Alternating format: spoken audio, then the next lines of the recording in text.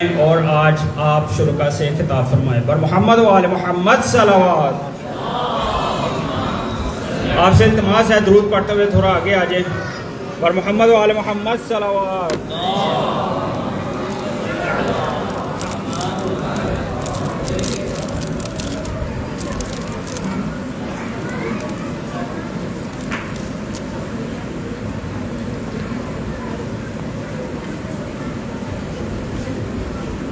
اعوذ باللہ من الشیطان الرجیم بسم اللہ الرحمن الرحیم الحمد للہ رب العالمین ثم الصلاة والسلام علی اشرف الانبیاء والمرسلین حبیب الہ العالمین ابی القاسم محمد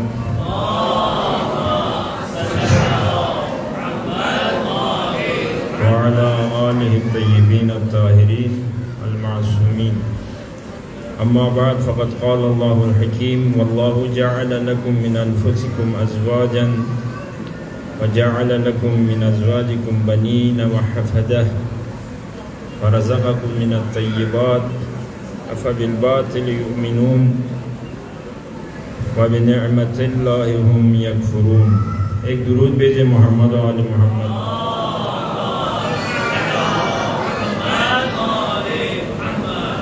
ماشاءاللہ آغا حجت الاسلام والمسلمین آغا اصغر مہدوی صاحب نے تمام ضروری باتیں کر دی، اور واقعاً ایسے پروگرام ہمیشہ ہونے چاہیے، خصوصاً فیملی حوالے سے، جس میں میاں بیوی بچے سب موجود ہوں۔ تو ماشاءاللہ یہاں پھول پیش کیے، بچوں شوہروں نے بیویوں کو یا بچوں نے؟ اچھا بچوں نے والا، میں نے کہا اصلی پھول ہوتے زیادہ اچھا ہوتا، کاغذی پھولوں کی بجائے۔ ہاں جی، تو اصل میں یہ کہ اظہار محبت و مودت ہے، اور اس کے اظہار کے لیے پھول جو ہے وہ ایک بہترین وسیلہ ہے۔ اور پیغمبر اکرم بھی جب کوئی پھول ان کو پیش کرتا تو وہ چومتے اور اپنے آنکھوں سے لگاتے، کیونکہ گلاب کی جو خوشبو ہے وہ محمد و آل محمد کی خوشبو۔ ایک درود بھیجے محمد و آل محمد۔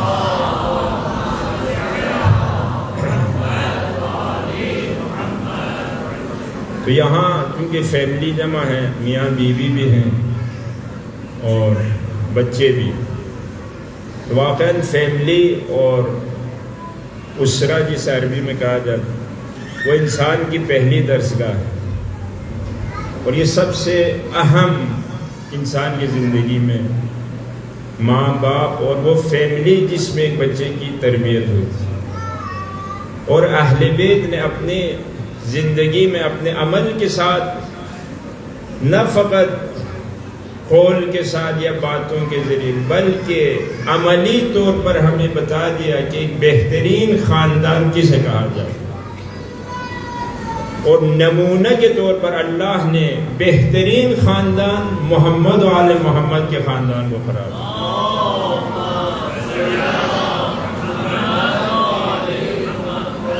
کہ تمام وہ معیار جو ایک خاندان میں میاں بیوی میں اور بچوں میں ہونی چاہیے، وہ تمام معیار آپ کو ان کی زندگی میں آپ ڈھونڈ سکتے ہیں، تلاش کر سکتے ہیں، کیونکہ ہمیں سمپل چاہیے نمونہ، تاکہ انسان چل سکے۔ وَلَكُمْ فِي رَسُولِ اللَّهِ أُسْوَةٌ حَسَنَةٌ، فرمایا رسول کی زندگی میں تمہارے لیے بہترین سیرت ہے، نمونہ ہے۔ حتیٰ پیغمبر کا سلوک دیکھیں اپنی بیویوں کے ساتھ، کیونکہ جس دور میں ہم ہیں اکثر بیویوں کو یہ شکایت ہے کہ شوہر کا سلوک بہتر نہیں ہے، اور شوہروں کو بھی یہ شکایت ہے بیویوں سے۔ اب یہ شکایتیں تو میاں بیوی کے درمیان یہ شکایتیں چلتی رہتی، اور یہ اختلافات ہیں، کیونکہ دنیا اختلاف کی جگہ، یہاں یہ مسائل پیش آتے رہتے ہیں، لیکن اس کو کس طرح حل کرنا ہے اور کس طرح ایک بہترین زندگی کی بنیاد رکھنی ہے، وفاداری سب سے اہم ہے میاں بیوی کے درمیان۔ وفادار ہونا ایک دوسرے کے ساتھ یہ زندگی کی سب سے اہم ترین چیز ہے۔ اور بی بی خدیجۃ الکبریٰ سلام اللہ علیہا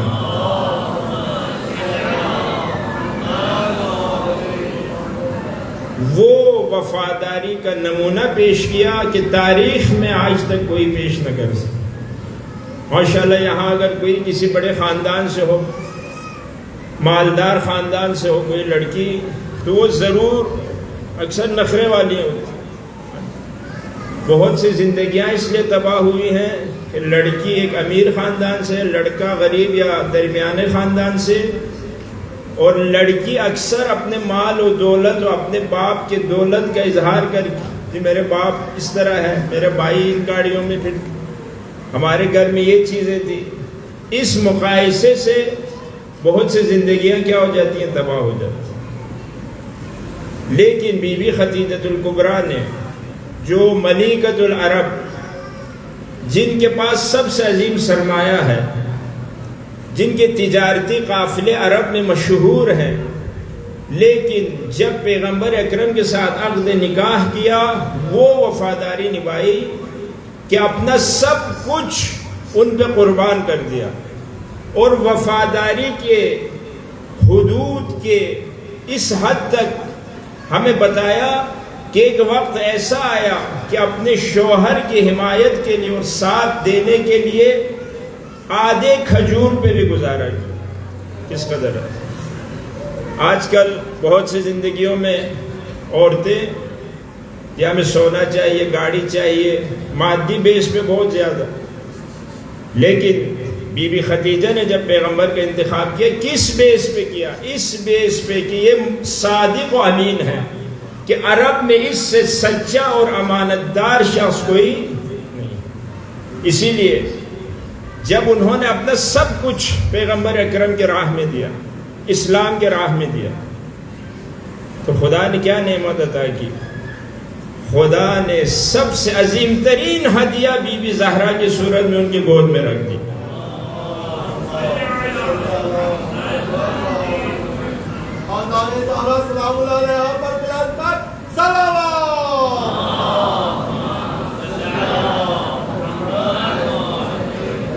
بہت عظیم تحفہ، خدا کے خزانے میں اس سے بڑھ کے کوئی عظیم تحفہ نہیں تھا بی بی زہرا سے بڑھ کے، کیونکہ اللہ نے اپنے تمام حجتوں کو روئے زمین پر بھیجنا تھا، امام حسن سے لے کے امام مہدی تک، تو اس کے لیے بہترین ہستیوں کا انتخاب کرنا تھا۔ ایک خاندان ابو طالب سے مولا علی کا انتخاب کیا، پیغمبر کے خاندان سے بی بی زہرا کا انتخاب کیا۔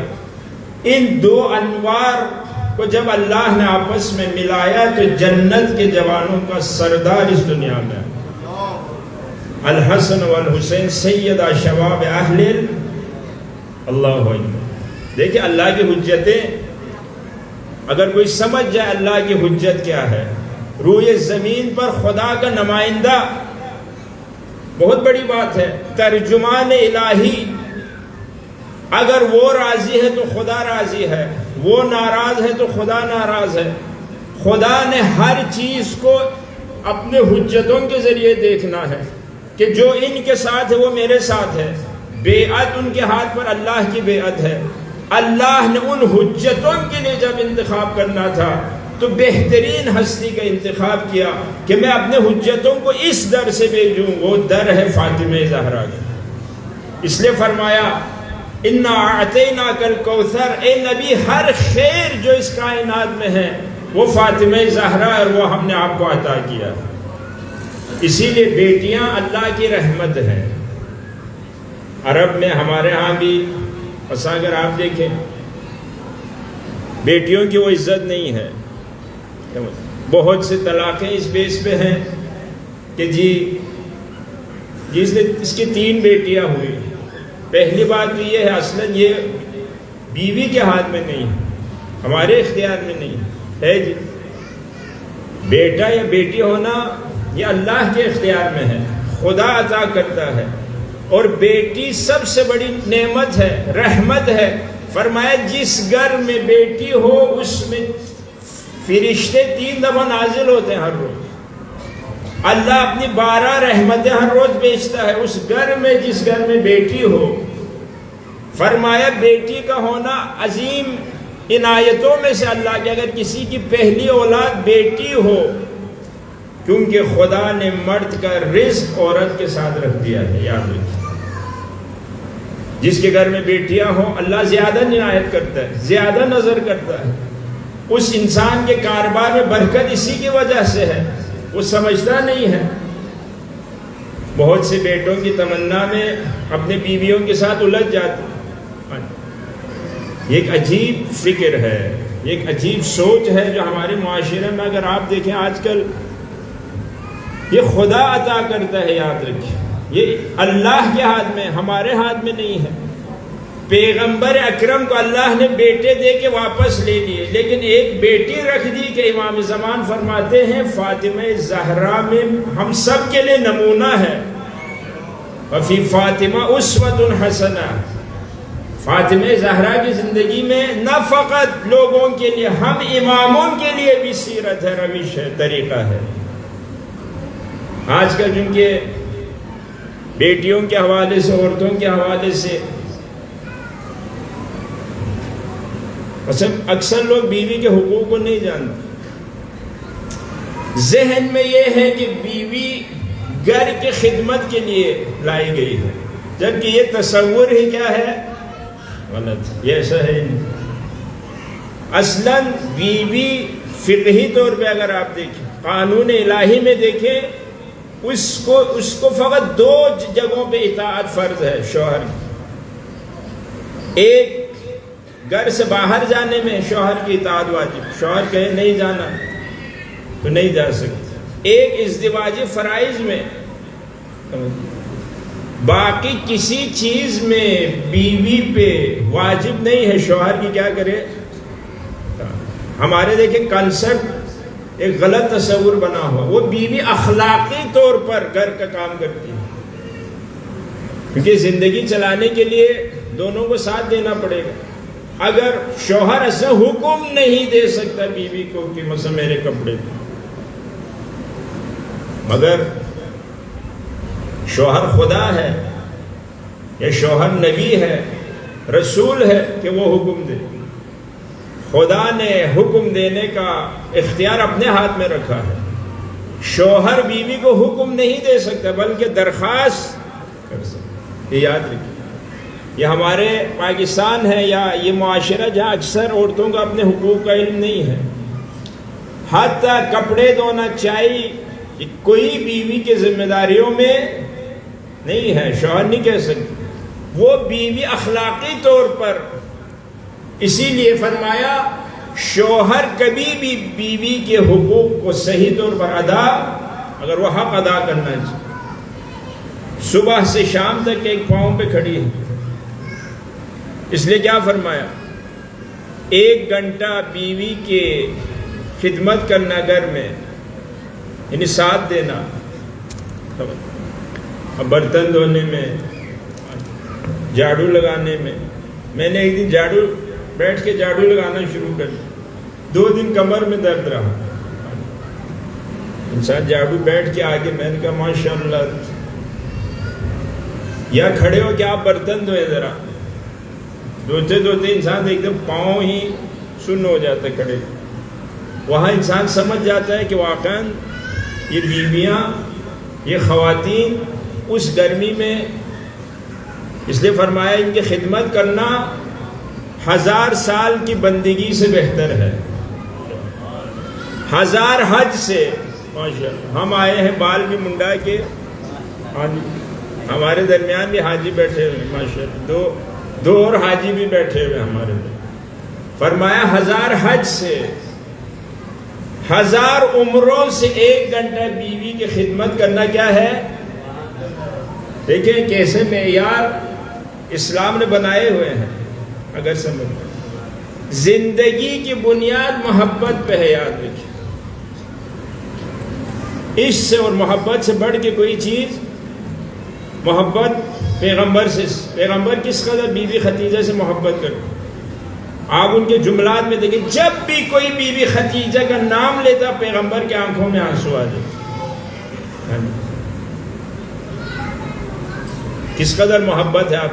حتیٰ بی بی خدیجہ کے سہیلیاں اگر کبھی پیغمبر سنتے کہ کوئی یہ بی بی خدیجہ کی سہیلی تھی، تو ان کے لیے پیغمبر ہدایہ بیچتے تھے کہ بی بی خدیجہ کی سہیلی ہے، ان کے ساتھ رہی ہے، اس قدر احترام تھا۔ خود مولا علی آپ دیکھیں، ابھی ہمارے ہاں شادی کے انتخاب اور میلاد میں بھی بڑا فرق آ گیا۔ ابھی جب کسی جگہ رشتہ بھیجنا ہو یہ وہ تو لڑکی والے مجھے منڈا کی کر دے، تو ماشاءاللہ نوکری ہو یہ ہو تو لڑکی دے دیتے ہیں، نہ دینداری کو دیکھتے ہیں نہ اخلاق۔ اس وجہ سے یہ جو زندگیاں اکثر ناکام ہیں اس کی ایک وجہ بھی یہی ہے۔ فرمایا امام حسن نے جس زندگی کی بنیاد حسن دیکھ کے یا پیسے کی بنیاد پہ ہو وہ زندگی خراب ہو جاتی، کیونکہ حسن نے بھی باقی نہیں رہنا اور دولت کا بھی کوئی اعتبار۔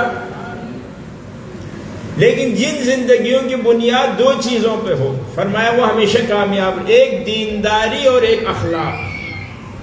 اگر کوئی لڑکی اس بیس پہ شادی کرے یا لڑکا کہ لڑکا دیندار ہے اور خوش اخلاق ہے، پیغمبر کی ایک حدیث ہے، بلکہ امام حسن مجتبی فرماتے اگر لڑکا جس سے رشتہ بھیجا ہو، ابھی تو ہمارے ہاں تو مختلف ملا کے، فرمایا اگر وہ دیندار ہو، ایک دن نمازی ہے جی، روزہ بھی رکھتا ہے، اچھا ہے، اخلاق بھی دیکھو جی اچھا ہے جی، اخلاق بھی اچھا ہے، کوئی گالی گلوچ نہیں کرتا، کوئی اس طرح غلط کام نہیں ہے، اچھا لڑکا ہے، تو امام فرماتے ہیں اپنی بیٹی اس کو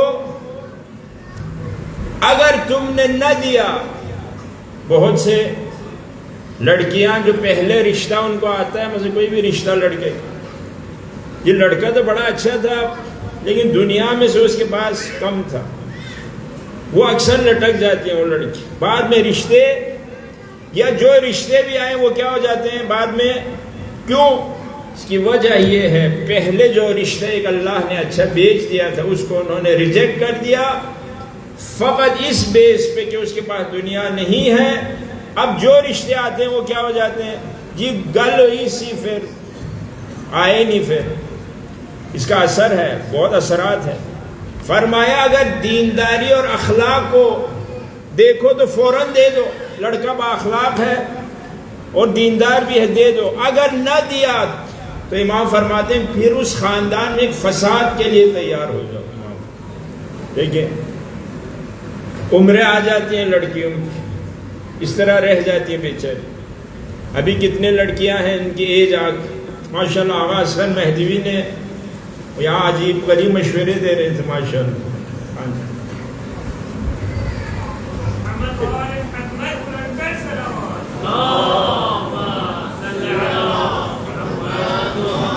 البتہ پاکستان اور انڈیا کے معاشرے کا اثر ہے بہت، معاشرہ جو ہے عرب میں وغیرہ میں یہ چیزیں نہیں ہیں، لیکن یہاں پہ مثلا مختلف معیارات ہیں خاندانی طور پہ اور قوم قبیلئی اور جو فضا ہے اس کے مطابق۔ فرمایا اگر دیندار ہے اور اخلاق ہے تو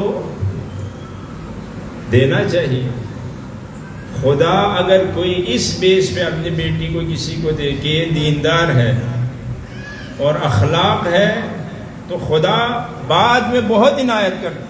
اصلاً فرمایا مرد کا رزق اس وقت اس کے پاس آتا ہے جب اس کی بیوی گھر آئے، اور اگر بیوی کا انتخاب بھی دینداری کے بنیاد پہ کیا وہ سب سے اہم ہے۔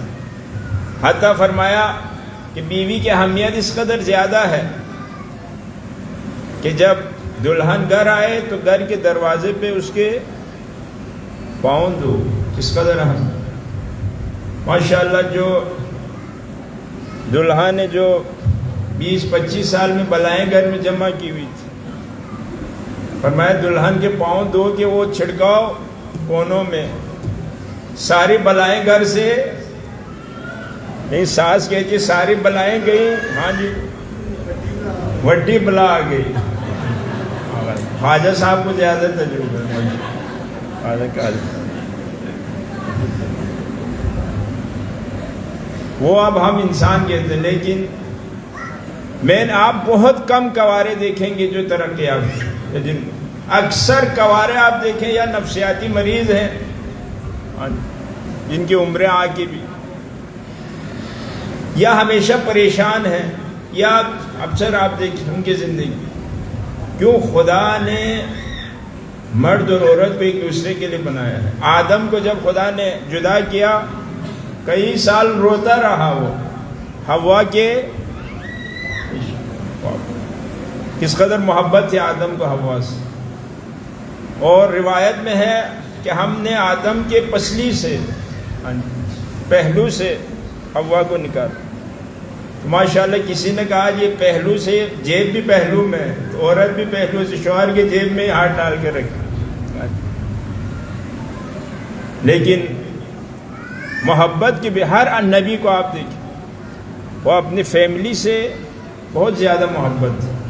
پیغمبر امیر المومنین کو آپ دیکھیں، بی بی زہرا کی وفات پہ، شہادت پہ عجیب جملات جو ایک عاشق شوہر کہہ سکتا ہے۔ یہ بیوی کے سرانے بیٹھ کے قبر پہ پہلے سلام کیا رسول خدا کو اور بیوی کو، اور ایک جملہ فرمایا بی بی زہرا سے کہ زہرا اب میری راتیں جاگ کر گزریں گی، اب علی کو نیند نہیں ہے، دیکھیں اب میرے دل کو سکون و قرار، یہ محبت ہے۔ آپ دیکھیں اللہ اکبر، جب تک میں بھی آپ کے پاس نہ، اس لیے ضربت لگنے کے بعد جب امام حسن گریا کر رہے تھے ایک جملہ کہا، لیکن انسان باوفا ہو بیوی تو فرمایا اے حسن آپ کیوں گریا کریں، آپ کی ماں فاطمہ زہرا اس وقت میرے پاس۔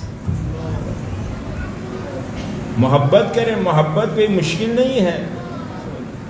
پیغمبر اسی زمین میں فرماتے ہیں کہ اگر تمہیں بیوی کی کوئی صفت بری لگے، یہ ایک ہے عام زندگی میں اس طرح یہ چیزیں پیش آتی، تو فرمایا اگر ایک صفت بری لگے تو اچھی صفت بھی ہے، تم ان کو سوچو۔ اگر بیوی مثلا ماشاءاللہ زبان تیز ہے تو گھر کے کام بھی بہت اچھے طریقے سے کریں۔ ہماری زندگی میں کیا ہے، ایک برائی کو صحیح طرح یاد رکھتے ہیں، باقی سارے نیکیوں کو کہا تمہیں خالص کوئی نہیں ملے گا، وہ محمد آل محمد ہیں۔ اگر ہر جگہ خالص دوست ڈھونڈتے پھرو تو تمہیں کوئی دوست نہیں۔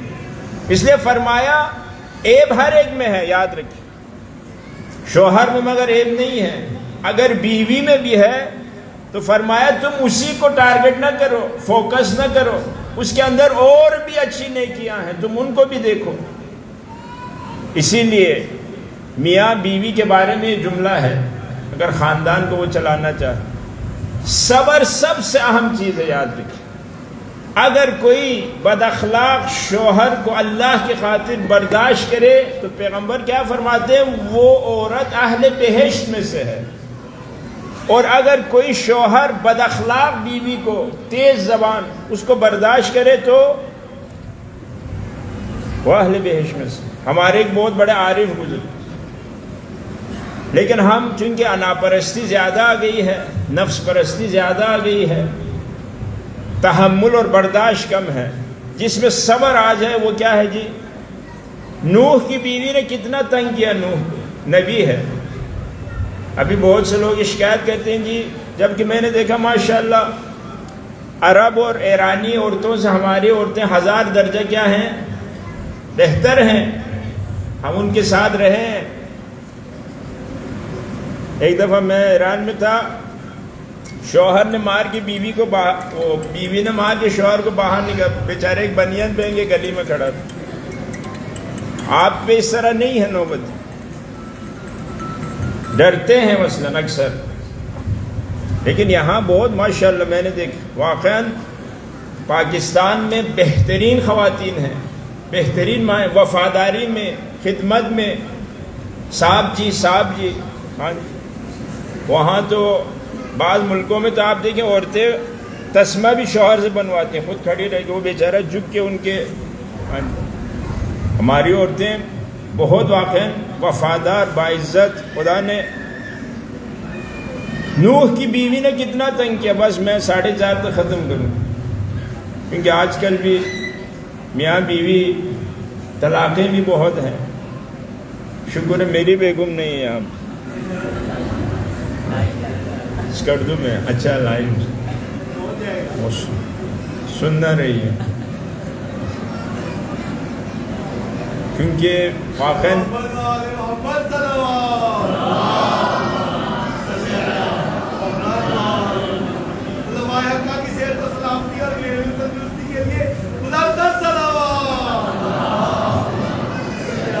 دو لوگوں کے سامنے بولنا بہت مشکل ہے. ایک جب استاد بیٹھا ہو اور شاگرد بول رہا ہو بہت سخت ہے، اور ایک بیوی کے سامنے بولنا وہ بہت سخت ہے.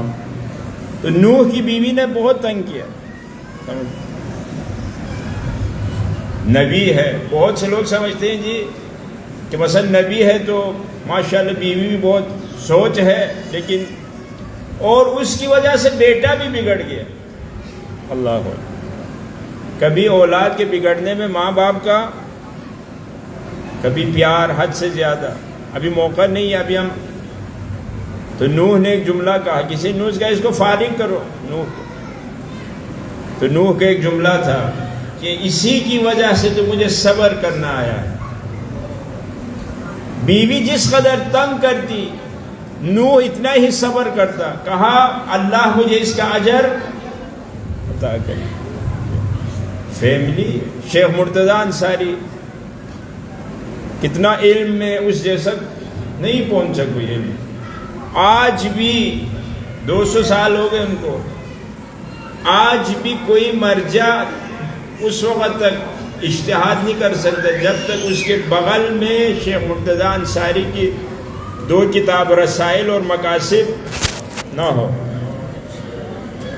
ایسے اس نے علم کے گتھیاں سلجھائیں کہ واقعاً حقیقت میں وہ امام باقر کے مکتب کے شاگرد. آپ حرم امیر المومنین میں داخل ہوں باب الساعات سے تو آپ دیکھیں گے یوں ہی انٹر ہوتے کچھ قبریں ہیں شیشے لگے ہوئے. اس میں ایک آخر میں لکھا ہوا اینڈ پہ شیخ مرتضیٰ فاتحہ پڑھیں. ان کی ایک آنکھ تھوڑی سی وہ تھی، حتی تصویر بھی لگی ہوئی ہے، شاید وہ البتہ 200 ہاتھ سے بنائی ہوئی. ان کے لیے فاتحہ پڑھیں. آج بھی سارے مراجع جتنے بھی 200 سال کے اندر آئے ہیں ہمارے، آج بھی آپ حوزے میں جائیں، نجف ہو، دنیا پاکستان ہو، ایران ہو، کسی نے اجتہاد کرنا ہے تو ان کے بغیر ممکن نہیں ہے. ان کے نظریات سے کوئی بھی ہاتھ نہیں اٹھا سکتا، بلکہ آیا ہی نہیں ابھی تک. ان کے نظریات میں کوئی توڑ بھی نہیں سکا. ان سے جب پوچھا کہ آپ اس کے والدہ سے پوچھا کہ آپ کا بیٹا اتنے بڑے مرتبے پہ کیسے پہنچے. دیکھیں فیملی ماں کا کتنا اہم کردار ہے بچے کی تربیت میں اور بچے کے اعلیٰ ترین مرتبے پہ پہنچنے میں. سب سے اہم پہلی درسگاہ ماں کی گود ہے. ماں کی سوچیں اثر کرتی ہیں، ماں کے قلبی حالات اثر کرتی ہیں، ماں کی زبان بچے پہ اثر انداز ہے. حتی اسلام نے تو بچہ ہونے سے پہلے تربیت کا آغاز کرنے کا حکم دیا کہ وہ سارے مراحل ہیں امام صادق نے بیان کیے ہیں. تو ایک جملہ کہا شیخ مرتضیٰ انصاری کے بعد، بالکل ایک عام عورت تھی گاؤں کی. کہا میں نے کبھی بھی اس کو بغیر وضو کے دودھ، فرمایا یہ اس وضو کا اثر تھا جو وضو کی نورانیت اس کے اندر آ گئی دودھ کے ذریعے، کہ آج اس کے بیٹے کے عقل کو اس نورانیت اس طرح کھول دیا کہ 200 سال بھی سارے علماء اس کے سامنے زانو تہ کیے ہوئے آج تک اس کے دسترخوان پہ بیٹھے. کوئی عالم دنیا میں آپ کو نہیں ملے گا جس نے رسائل اور مقاصد کے بغیر وہ ترقی کر سکے، علم کے اعلی ترین مقام کو طے کر سکے. اور اس کا اثر اس کی والدہ بیان کرتی ہیں کہ ایک وضو میں کس قدر اہم ہے. اس لیے ماں کا کردار سب سے اہم ہے، یاد رکھیے. اس لیے کیا کہا، ایک جملہ ہے کہتا ہے اگر کسی کی بیٹی سے شادی کرنا چاہتے ہو تو اس کی ماں کو دیکھو. اللہ اکبر. روایت ماں اکثر ماں میں بیٹیوں کا کیا ہوتا ہے جی؟ بیٹیوں میں اکثر ماں کے کردار اثر آ جاتا ہے۔ فرمایا کہ کسی خاندان میں شادی کرنا چاہتے ہو تو اس کی ماں کو دیکھو کس قدر اہم ہے۔ ماں سے آپ کو اندازہ ہو جائے گا، البتہ کلی فارمولہ نہیں ہے، اکثر غالباً، کیونکہ ماں کا اثر بیٹیوں پہ، اس لیے ماں سب سے اہم ہے، حتیٰ باپ سے بھی زیادہ اہم ہے، کیونکہ باپ تو اکثر باہر ہے، ماں نے پرورش کرنی ہے۔ اور ماں باپ کے بس آخری جملات، ماں باپ کے جھگڑے کا اور اختلافات کا سب سے زیادہ اثر کس پہ پڑتا ہے؟ اس لیے ماں باپ کو کہا اگر تمہارے اندر کوئی اختلافات ہیں اولاد کے سامنے گالی نہ دو۔ بہت سے مومن ایسے ہیں حیران کن ہیں، مومن ہیں، نماز قرآن ہر چیز، لیکن گھر والوں سے اس کا اخلاق اچھا۔ پیغمبر نے کبھی پسند نہیں کیا ایسے نمازی کو جس کا کردار اپنے گھر والوں کے ساتھ صحیح نہ ہو، اخلاق اپنے گھر والوں کے ساتھ صحیح نہ ہو۔ وہ آپ کو معلوم ہے وہ صحابی کے جنازے میں پیغمبر نے شرکت کی، بڑا کردار تھا اسلام کو پھیلانے میں اس کا، لیکن اس کو دفن کیا۔ پیغمبر اس کے قبر میں لیٹے، ہزاروں فرشتے بھی آئے، اٹھایا، پیغمبر نے خود کندھا دیا۔ جب دفن کیا تو ماں نے بڑا فخر کیا، کیا میرے بیٹے کی شان ہے کہ رسول خدا ننگے پاؤں اس کے جنازے میں آئے، فرشتے آئے 70,000 اللہ کے۔ تو پیغمبر نے ماں کو دیکھ کے کیا بات کر رہی ہے، وہ اس وقت عذاب قبر میں ہے۔ یا اللہ، جس کے جنازے میں پیغمبر آئے ہوں، نبی نے کندھا دیا ہو، عمل کا اپنا حساب یاد رکھیں، کوئی یہ نہ کہ اس میں اور اچھی صفات اسلام کی خدمات، وہ بہت اس جہت سے پیغمبر آئے، کبھی ایک جہت سے انبیاء آ جاتے ہیں، امام بھی آ جاتے ہیں کہ اس میں یہ صفات۔ پیغمبر نے کیا بات کرتی ہو، اس وقت وہ فشارے، سب حیران، سب نے کہا تو ماشاءاللہ تو سیدھا اڑ کے بہشت میں تو جائے گا لیکن کچھ مرا۔ کہا یا رسول اللہ اس کی یعنی کیا مطلب، یہ سارے فرشتے؟ کہا اس لیے کہ اس کا کردار اپنے خاندان کے ساتھ صحیح، یہ اپنی بیوی بچوں کے ساتھ بد اخلاقی سے پیش آتا تھا۔ دیکھیں کتنا، کہا اونچی آواز میں، مثلا بیوی کی توہین کرنا، بیوی سے بچوں سے سختی سے بات کرنا، اس کا اثر کہ پیغمبر بھی اس کے جنازے کو کندھا دے، لیکن اگر اپنے گھر والوں کے ساتھ اس کا سلوک اچھا نہ ہو تو اللہ اس کو عذاب سے وہ بچ، یہ یاد رکھیے۔ لیکن کس قدر یہ سنی شیعہ دونوں میں ہے یہ روایت، کس قدر کردار اہم ہے، کس قدر عمل اہم ہے۔ اسی لیے بس آخری جملہ، ایک کامیاب زندگی کے لیے اہل بیت بہترین ہمارے لیے کیا ہے، نمونہ ہے۔ کس طرح سلوک بچوں کے ساتھ، حتیٰ پیغمبر اکرم بچوں کو تحفہ دیتے تھے، بچوں کے ساتھ کھیلتے تھے، بچوں کو اپنے پشت پہ بٹھاتے تھے۔ روایت میں آپ دیکھیں اس پیار سے ان کے اندر اس محبت کو زیادہ کرتے تھے پیغمبر۔ امیر المومنین بی بی فاطمہ زہرا کو آپ امام حسن اور امام حسین کے بالوں کو کنگھی کرتے، ان کو نہلاتے، کپڑے، جب بھی مسجد سے آتے دونوں شاہزادے تو پوچھتی تھی بی بی زہرا آج آپ کے نانا نے کیا خطبہ دیا۔ دیکھیں ایک تربیتی پہلو ہے بچوں کو، مثلا کبھی آپ کے بچے گھر آئیں تو پوچھیں کہ مثلا آج فلان عالم نے کیا خطبہ دیا، کیا نکات بیان کیا۔ بس ادھر ایک جملہ ہے بڑا خوبصورت، جب دونوں شاہزادے خطبہ بیان کرنے کے لیے کہ آج نانا نے یہ کہا، جبکہ بیوی خود بھی سن رہی ہیں گھر، لیکن یہ چاہتی ہے بیوی ہمیں درس دینے کے لیے کہ اپنے بچوں کو بھی متوجہ کر، کیونکہ ان کو معلوم ہے ماں نے سننا ہے تو وہ غور سے سنتے تھے۔ تو جب دونوں شاہزادے بیان کرنے کے لیے آ جاتے، کیا امام حسن فرماتے میں بیان کروں، امام حسین فرماتے میں بیان کروں، تو پیچھے سے بی بی زینب آتی، اگر آپ دونوں بھائی اجازت دیں میں بیان کروں نانا نے کیا کیا۔ محمد و آل محمد صلوات.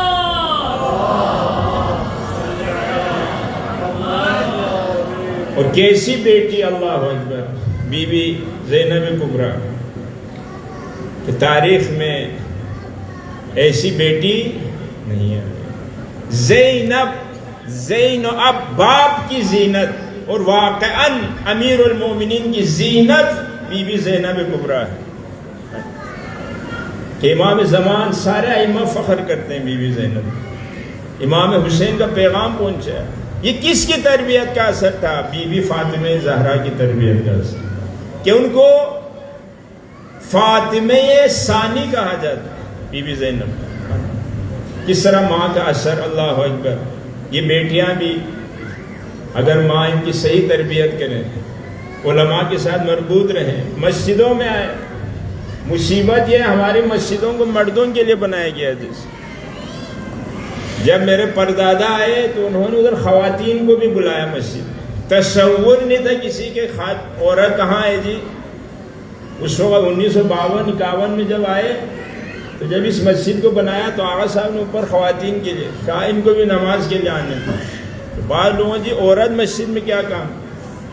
تو آغا صاحب کا جملہ تھا یہ نمازی بنیں گی تو ان کی بیٹیاں بیٹے نماز پڑھیں گے.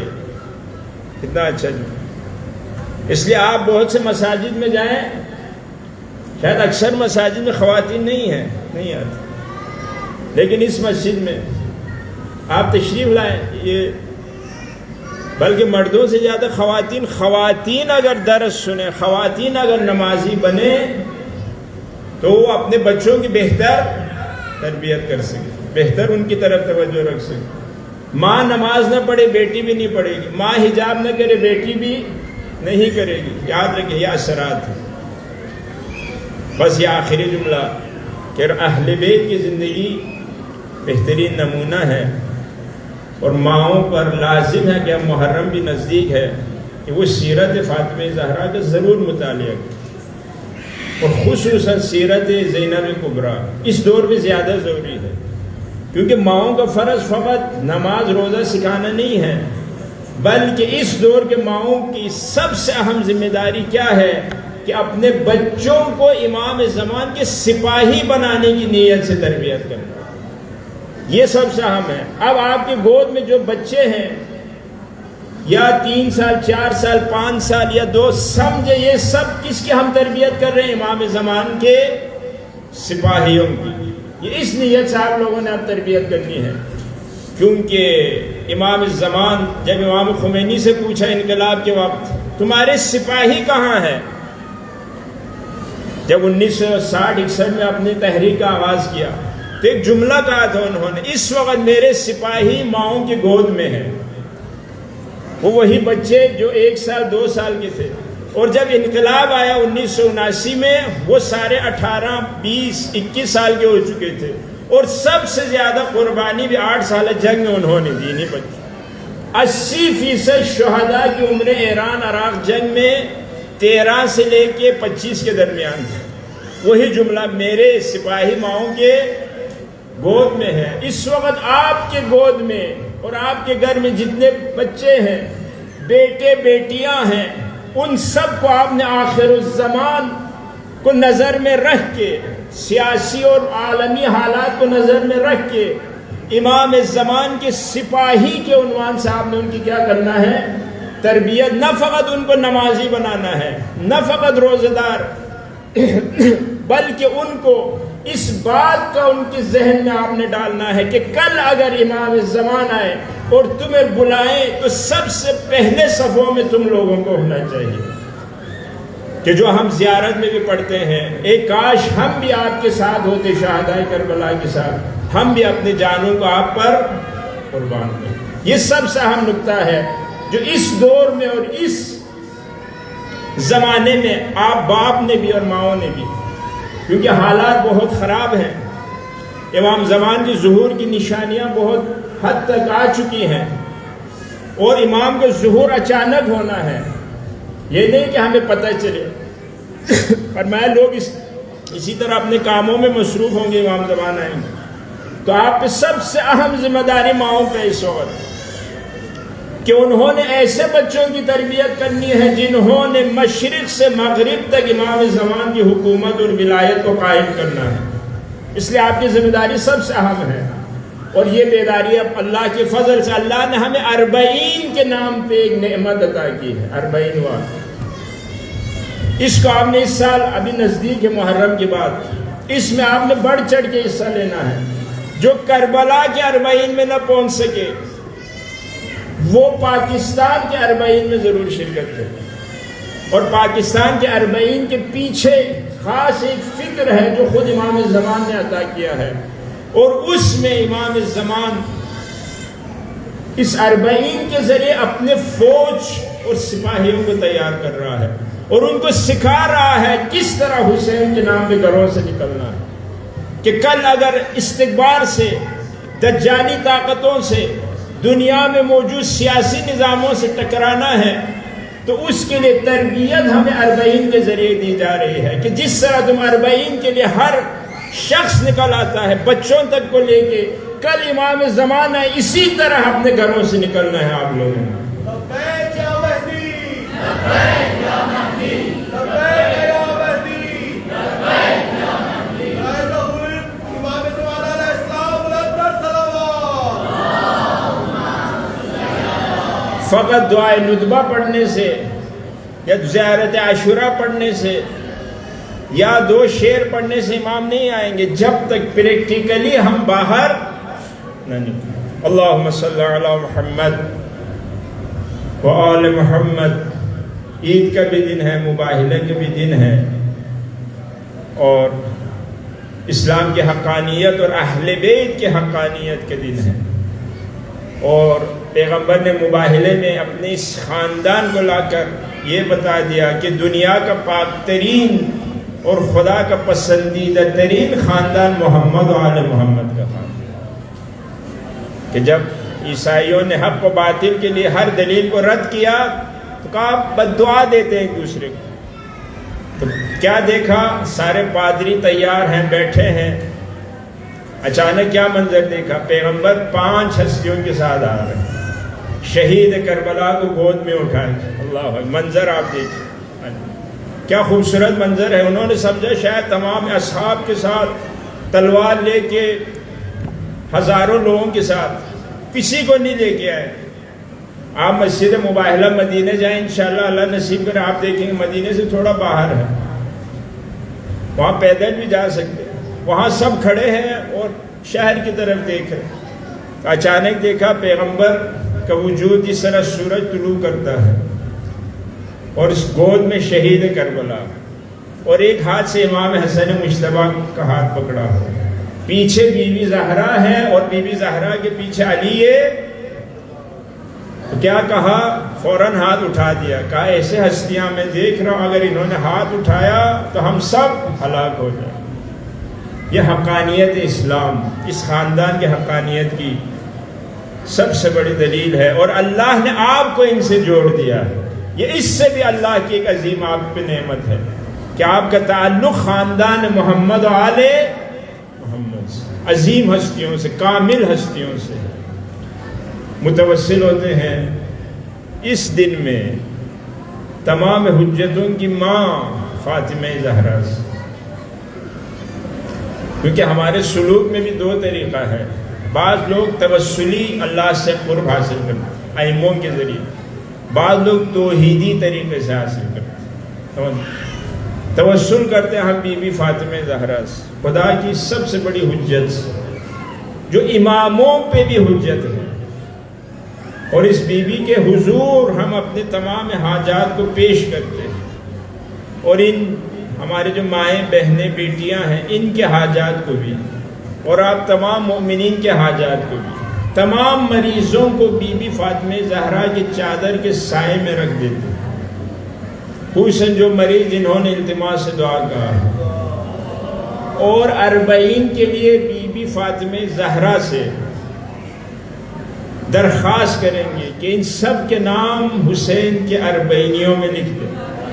ہاں بی بی زہرا کہ یہ جہاں جتنے بھی اس وقت ہے کہ بیوی ان سب کا نام آپ لکھ دیں، اربعین ابا عبداللہ الحسین میں، یہ سب نجف سے کربلا کی طرف پیدل جائیں، اور اگلے سال کے حاجیوں میں بھی ان سب کا نام لکھ دیں. بی بی زہرا سے ہم دعا کریں، توسل کریں، اور جو آپ کی دلی حاجات ہیں وہ سب بی بی کے حوالے کر کے بی بی سے توسل کرتے ہیں. یا فاطمہ الزہراء یا بنت محمد یا قرۃ عین الرسول یا سیدتنا و مولاتنا انا توجہنا واستشفعنا وتوسلنا بک الی اللہ وقدمناک بین یدی حاجاتنا یا وجیہتا عند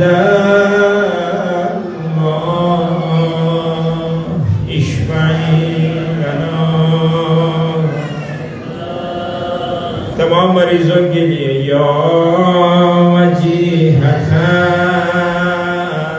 عند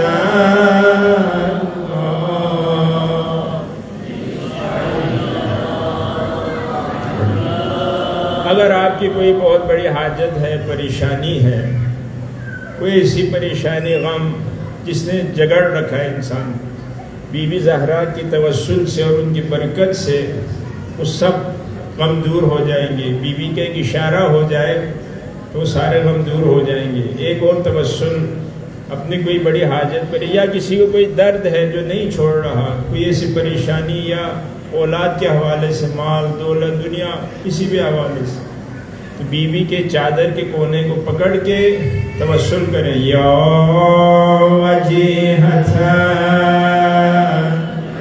عند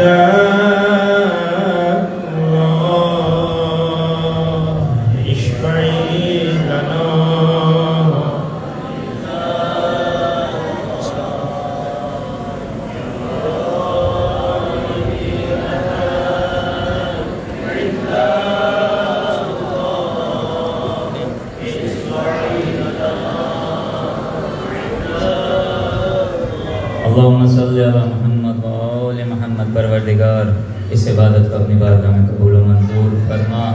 آپ سب کا اس جمع حاضر میں آنا اپنی بارگاہ میں قبول و منظور فرما. بحق فاطمہ زہرا اپنے خانوادے کی بہترین تربیت کی ہمیں توفیق عنایت فرما. جو مقروض ہیں ان کے قرض ادا فرما. تمام بہنوں بیٹیوں کو اپنے گھروں میں سکون چین آرامش عنایت فرما.